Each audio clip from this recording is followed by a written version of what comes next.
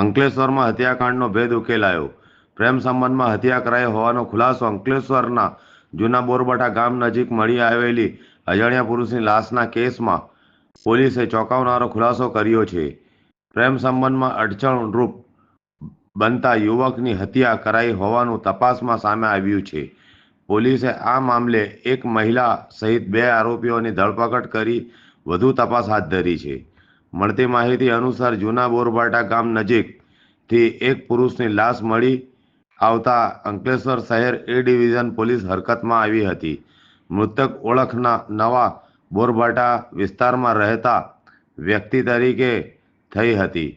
મૃતકની પત્નીની ફરિયાદ આધારે પોલીસે હત્યાનો ગુનો નોંધી તપાસ શરૂ કરી હતી. તપાસ દરમિયાન પોલીસે ટેકનિકલ સર્વેલન્સ અને વિવિધ દિશાઓમાં પૂછપરછ હાથ ધરી હતી, જેમાં બહાર આવ્યું કે મૃતકના તેના શાળાની પત્ની જ્યોતિબેન રાઠોડ સાથે સંબંધ હતા. બીજી તરફ જ્યોતિબેનનો પ્રેમ સંબંધ સંજય વસાવા સાથે ચાલતો હોવાનું સામે આવ્યું હતું. પોલીસે સંજય વસાવાને ઝડપી કડક પૂછપરછ કરતા સમગ્ર હત્યાકાંડનો પર્દાફાશ થયો હતો.